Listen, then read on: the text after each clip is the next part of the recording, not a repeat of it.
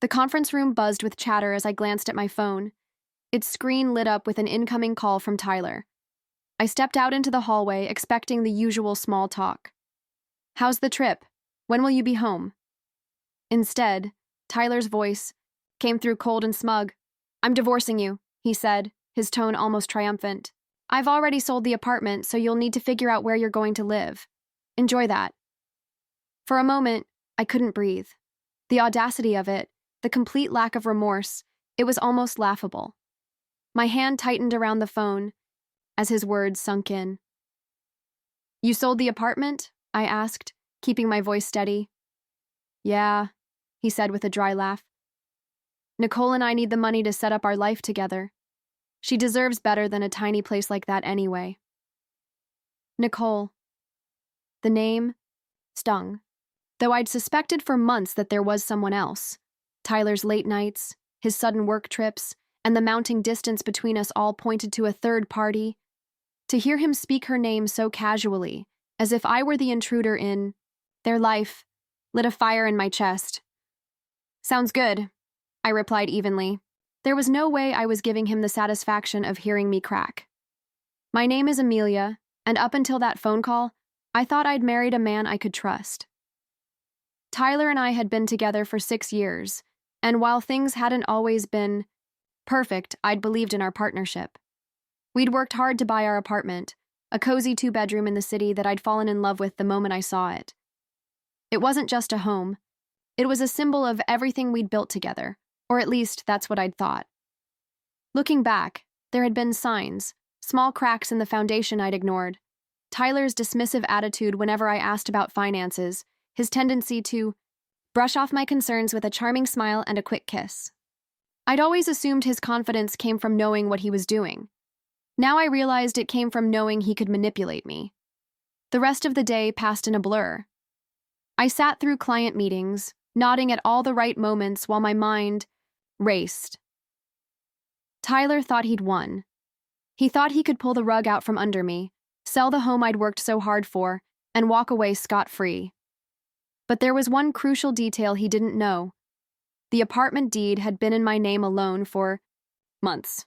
I'd had it transferred after we refinanced earlier in the year, a move Tyler had agreed to without much thought because it meant a lower interest rate. He'd never bothered to ask about the details or read the paperwork he'd signed. His carelessness was going to be his undoing. By the time I returned to my hotel room that evening, my shock had turned into resolve.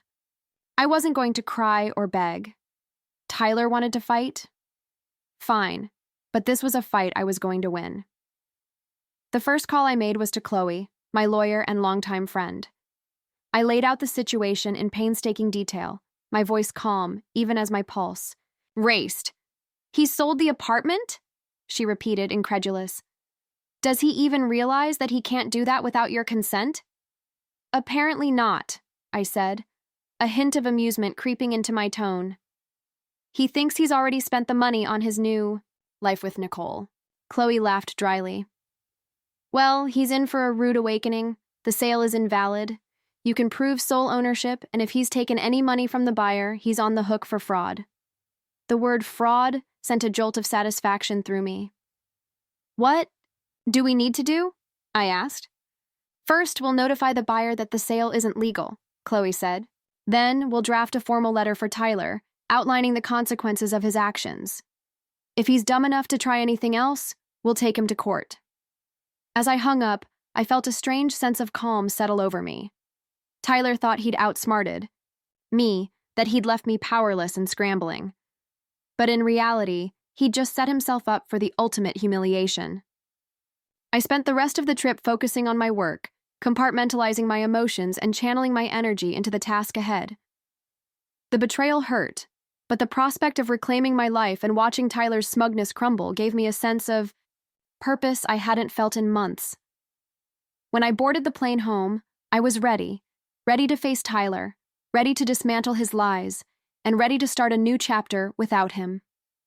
This wasn't just about winning, it was about taking back control. Flight home gave me hours to think about how everything had unraveled. Tyler's arrogance was astounding. He hadn't even tried to hide his betrayal, as if I was just another obstacle to bulldoze on his path to freedom. But instead of spiraling into anger, I focused on what I'd do when I returned.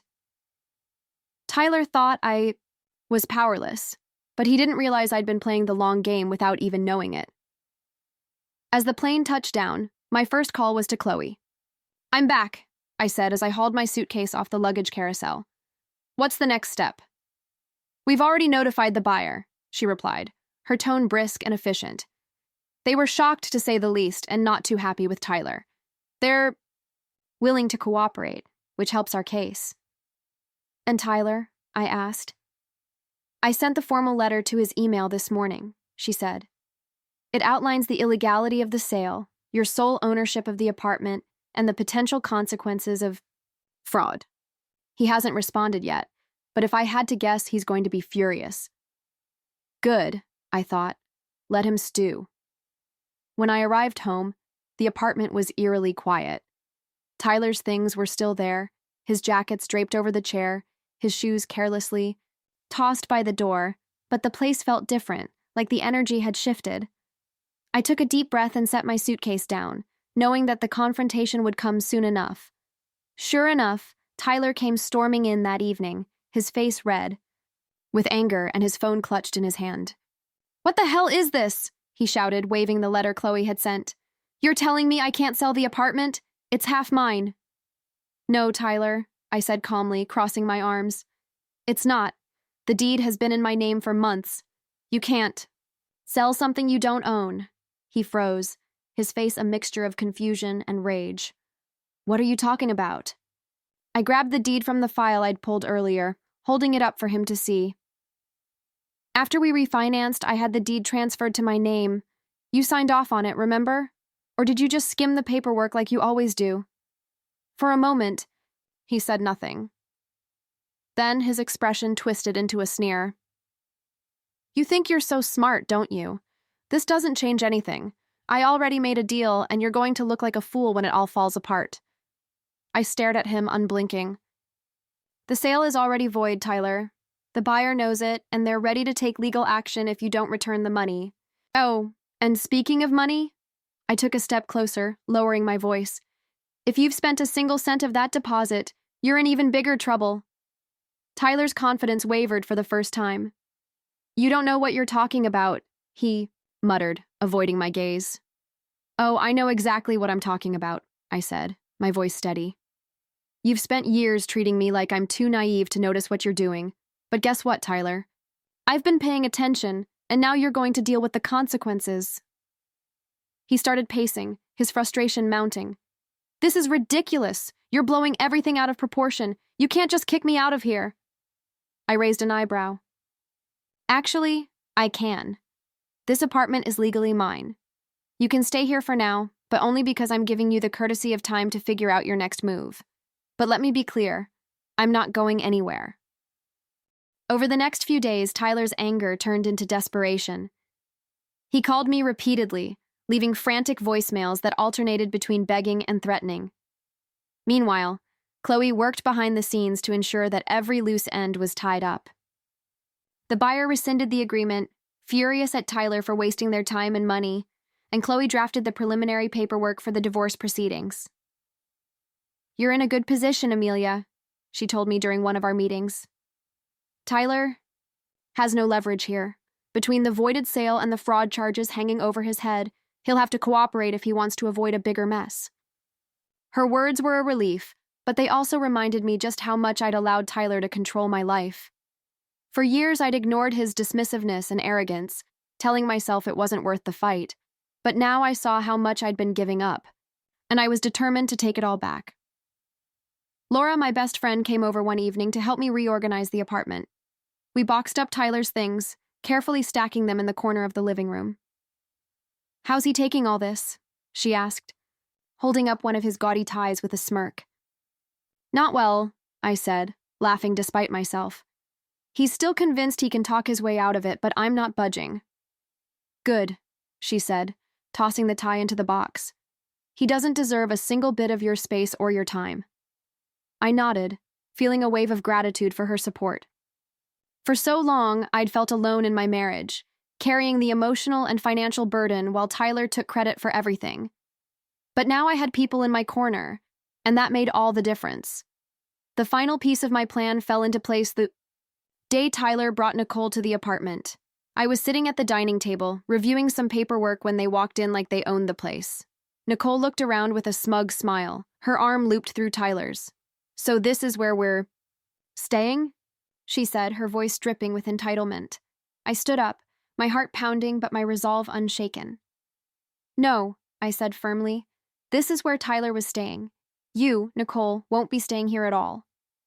Her smile faltered and she glanced at Tyler, who looked equally stunned. "What is this?" he demanded. "This," I said, gesturing to the apartment around me, "is my home. Not yours, not hers, and certainly not a hotel for you to shack up in after stabbing me in the back." Nicole's expression turned icy, but she said nothing. Tyler, on the other hand, looked like he was about to explode. "You can't do this!" he shouted. "You're being unreasonable." I met his gaze unflinching. "No, Tyler, what's unreasonable is thinking you could sell my home, walk away, and not face the consequences. This is your reality now. You messed with the wrong person. You're lucky I haven't filed criminal charges." Tyler stood in the doorway, his face red with frustration, while Nicole crossed her arms, looking increasingly uncomfortable. "You're being ridiculous, Amelia," he said, his voice laced with desperation. "You can't just kick me out of my own home." I took a step forward, my voice calm but unwavering. "This is my home, Tyler. The deed has been in my name for months, and you know that. You signed the paperwork without even reading it, just like you always do, so no, this isn't your home anymore." Nicole glanced at Tyler, her perfectly manicured hand tightening around her purse strap. "Wait, what's she talking about?" she asked, her tone sharp. "You said this was your apartment, that you sold it." He flinched, trying to wave her off. "It's complicated. I'll handle it." "Oh, it's not complicated," I said, stepping closer.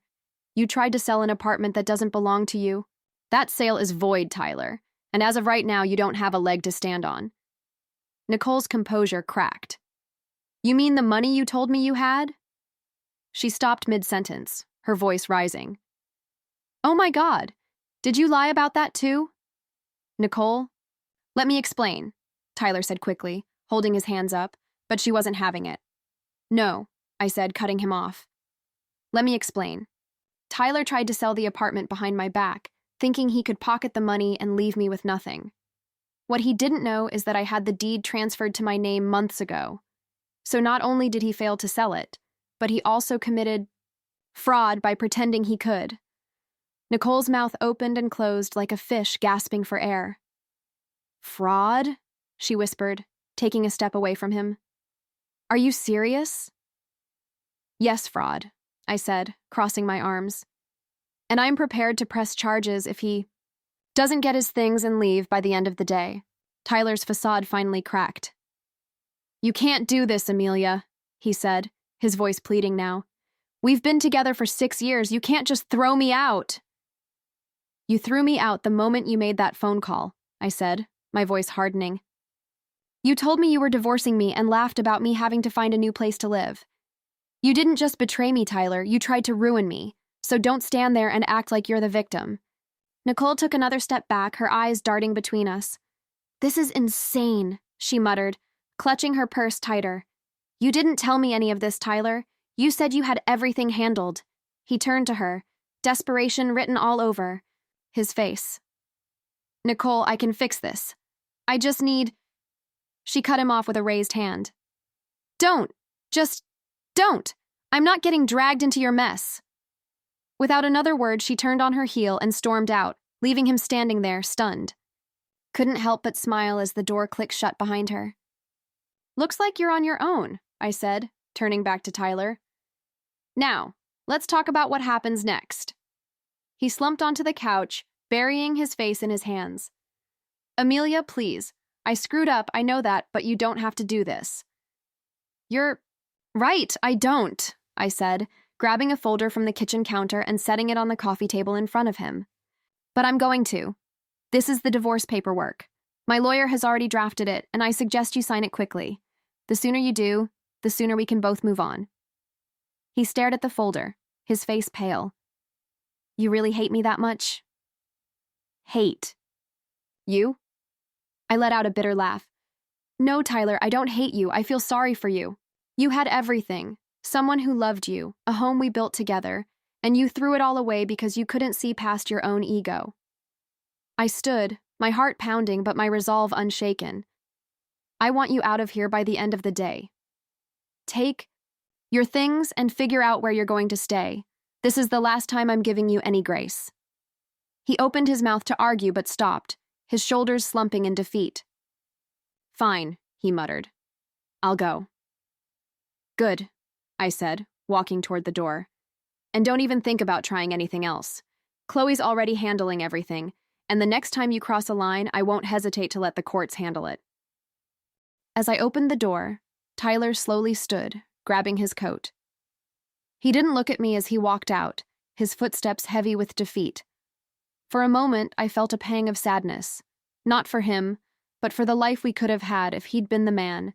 I thought he was, but that moment passed quickly, replaced by a sense of relief. I closed the door behind him, locking it with the new key I'd had made. This was my home now, and no one, especially not Tyler, would take it away from me again. The silence in the apartment after Tyler left was deafening. For the first time in years, I felt like I could finally breathe. The space no longer felt heavy with his presence, his entitlement, or his lies. It was just me, the home I'd built, and the quiet realization that I had won, not just against him, but against every doubt I'd ever had about standing up for myself. I stood in the middle of the living room, taking in the emptiness where his things had been. His oversized gaming chair, the framed jerseys that had cluttered the walls, and the gaudy coffee table he'd insisted on keeping were all gone. The apartment looked cleaner, brighter, like it was mine again. Lauren came by that evening with takeout and a bottle of wine. Is he really gone? She asked, plopping down on the couch with a dramatic sigh. Gone and not coming back, I said, pouring 2 glasses of wine. I gave him until the end of the day to pack his things. He didn't argue. Lauren raised her glass, to fresh starts and well-deserved victories. I clinked my glass against hers, feeling the weight of the past week slowly lifting. To never letting someone walk all over me again. Over the next few days, I began to reclaim the apartment piece by piece. I rearranged the furniture, moved my favorite artwork into the living room, and filled the space with things that made me happy. It wasn't just about redecorating. It was about turning the apartment into a reflection of who I was, not the person Tyler had tried to make me. Chloe called with updates on the legal proceedings, her voice filled with the kind of confidence that made me feel invincible. The fraud charges are off the table since the buyer decided not to pursue them, she explained. But the divorce paperwork is moving along smoothly. Once Tyler signs, you'll be officially free. Hearing the word free made my chest tighten. It wasn't just about the divorce. It was about everything I'd been carrying for years. The resentment, the self-doubt, the feeling of being trapped in a marriage that didn't value me. It was all finally being lifted. Tyler tried to reach out. A few times. His messages ranged from half-hearted apologies to pathetic attempts to guilt me into reconciling. I made a mistake, one read. Can't we at least talk about this? Another was more desperate. You're going to ruin me, Amelia. Is that what you want? I didn't reply. For once, I wasn't going to waste my energy trying to fix something that was broken beyond repair. He'd made his choices, and now he was dealing with the consequences. By the end of the week, the apartment felt like a completely new space, warm, inviting, and entirely mine.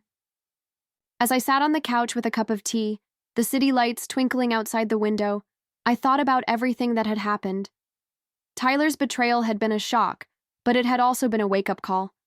For too long, I'd let myself believe that I didn't deserve better, that I had to settle for whatever scraps of respect and love he decided to throw my way. But now I knew better. I wasn't just reclaiming my apartment, I was reclaiming my life. Month later, my life looked completely different. The apartment was unrecognizable, not because of any drastic renovation, but because of how it felt. It was a space that reflected me, my tastes, my personality, and my newfound independence. The absence of Tyler's clutter and his overbearing presence made the home feel lighter, freer. The divorce was moving along smoothly. Chloe had handled everything with precision, ensuring Tyler had no room to argue or complicate the process. He signed the papers without much fuss, likely realizing that he had no leverage. There was no grand showdown, no emotional plea to work things out, just a cold, clean break that felt both bittersweet and deeply satisfying. One day, as I sorted through some old papers, I came across a photo of Tyler and me from our early years, together. We were smiling, arms around each other, full of hope and promise. I stared at it for a moment, letting the memories wash over me. There had been good times, moments when I truly believed we were building a life together. But those moments were gone, overshadowed by years of neglect, manipulation, and betrayal. I tucked the photo into an envelope and put it away in a drawer. It wasn't worth keeping out in the open, but I wasn't ready to throw it away either. It was a part of my past, but it didn't define me anymore. Lauren and I celebrated the finalized divorce with dinner and drinks at a trendy rooftop bar downtown. "You're glowing," she said, raising her cocktail in a toast. "Single life suits you." I laughed, feeling a warmth I hadn't felt in years. "It's not the single life," I said. "It's the freedom. For the first time, I don't feel like I'm living under someone else's rules." We toasted to that, and as the night went on, I felt a growing sense of pride in myself. I'd faced one of the hardest moments of my life and come out stronger. I wasn't just surviving, I was thriving. Back at home, I started planning for the future. The apartment had become more than a refuge.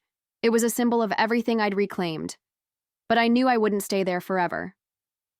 Someday, I'd move to a new place, one without any lingering shadows of my life with Tyler.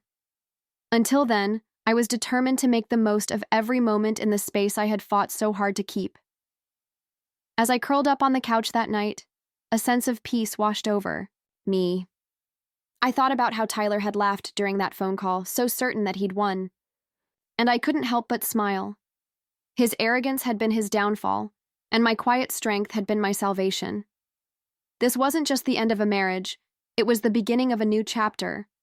One where I called the shots, one where I chose happiness, on my own terms. And after a long time, I felt truly free.